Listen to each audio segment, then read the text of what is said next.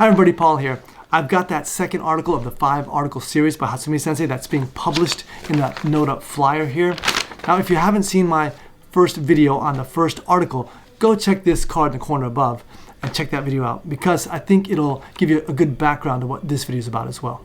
And if you haven't seen my video about the meaning or possible meaning of the mirror in the Shinto shrine, check this card up here, because that's also very important to give you certain ideas, give you a certain background of some of the gokui that we're talking about. As per my last video, I'm going to put this up on screen as I read it. Just in case you read or speak Japanese, you can go ahead and read along at your own pace.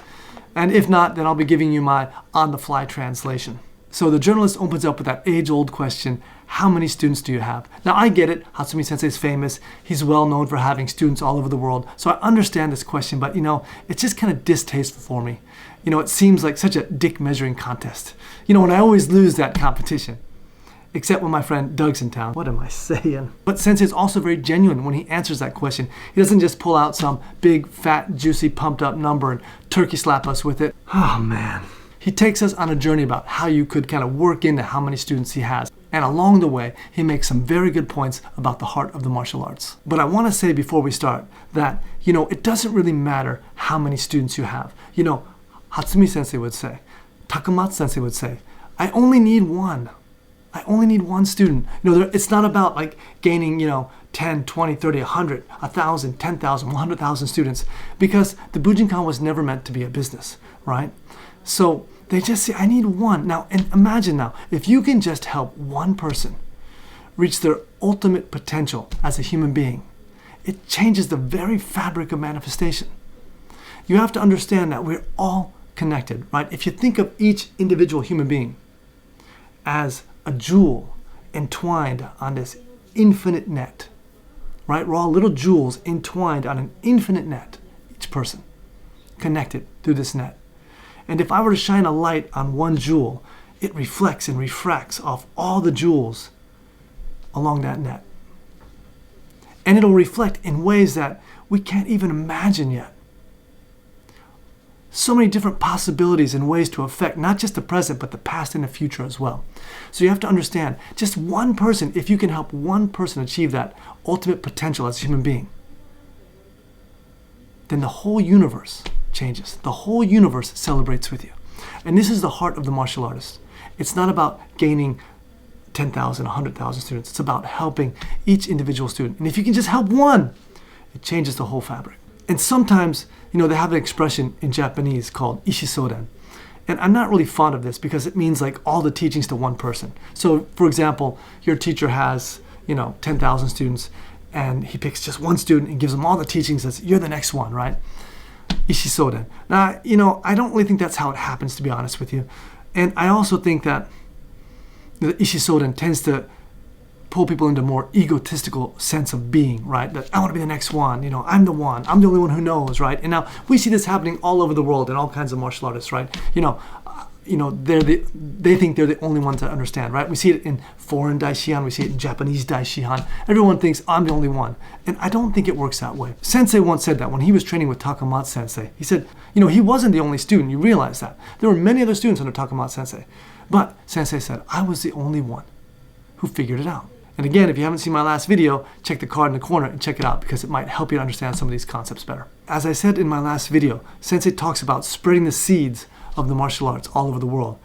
To get one student to understand, sometimes you need to spread a lot of seed. My metaphors are terrible today. All right, let's get into it. So the journalist says, how many students do you have? Sensei replies, as he's laughing, he says, frankly, to be honest, I don't know. But I hear that I have dojos in over 50 countries. I've heard this from some of my foreign students, and even I was surprised. The Bujinkan was never built to be a business. This was for your own training and your own personal development.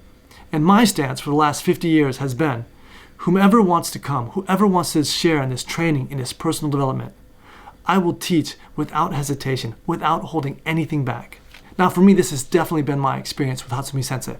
Now I was with Hatsumi Sensei now for almost 30 years straight, from about time he was 63 to now he's 90 years old. So I feel very fortunate to have spent that kind of chunk of time with him. And he was always teaching everything he knew. He was throwing out everything he knew all the time. I never felt like he was holding anything back from us. And I think he was being very genuine, just trying to get everything he had learned, everything he was coming up with. He would often say to us, when he turned like 73, he's like, wow, I've just turned the age Takamasa Sensei was when I first started training with him. Now I'm 73, and now I finally understand what he was talking to me about. And he started trying to bring that into his training and teach that to us. And then at 75, he's like, I'm just turning 75, and now I'm realizing what Takamasa Sensei was saying when he was 75. And then when he was 80, he's like, I'm just understanding now, what Takamasa Sensei was saying when he was 80 years old. I'm just now getting it. And then 82 is like, I'm just now learning. So he kept going, and I'm just now getting what Takamasa Sensei was saying, right? So he was evolving his physical training and also sharing with us the maturing process of maybe his understanding and feelings of the Gokui.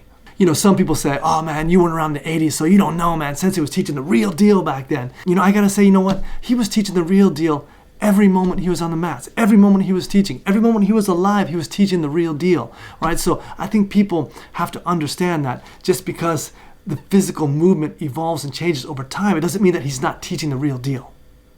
He's teaching appropriate to his age, to his power, to what his body will do, and along with the maturation of the Gokui in his spirit.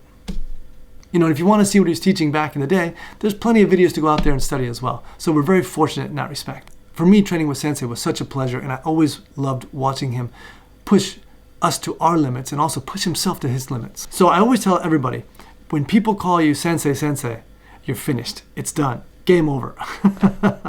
Why? Because if people keep calling you Sensei, Sensei, Sensei over and over again, it tends to lead to a sort of arrogance in yourself. And if you become arrogant, then even your students will try to kill you. I've always called my students by their name and used san with them.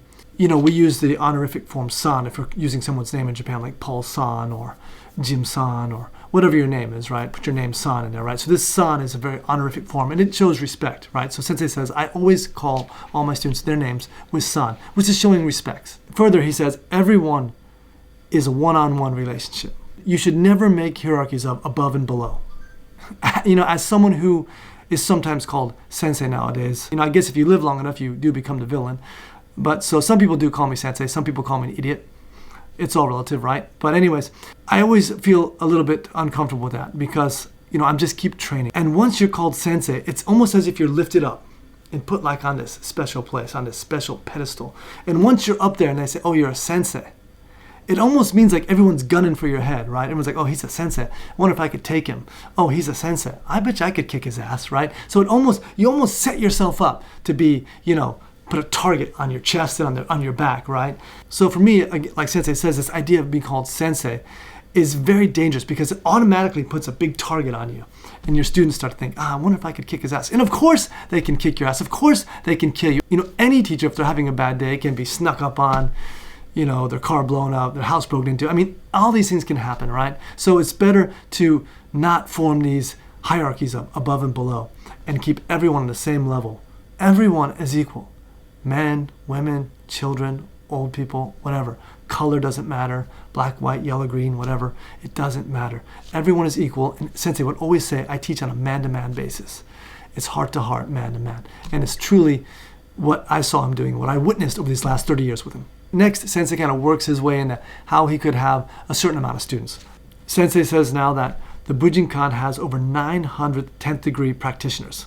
Of those 900, over 800 of them are foreign students. When they go back to their country and they all teach 100 students, you're already at 80,000 students. Now, if those 80,000 students start dojos and start teachings, and some of those people actually teach large organizations like the police and the military, you can see that the students start increasing rapidly. A while back, I heard that we had about 300,000 students in the Bujinkan. But I think possibly it could be somewhere even of 500,000 students, as he laughs. Now, if I would arrange this in some way and make a business out of it, I'd probably make a lot of money. But I didn't do that. It's my hope that the teachings of the martial arts can bring about even just a little bit of peace in the world. That's why I allow my students to open dojos and proceed with their training how they see fit. And in my next article, I would like to address the idea, what does martial arts have to do with peace?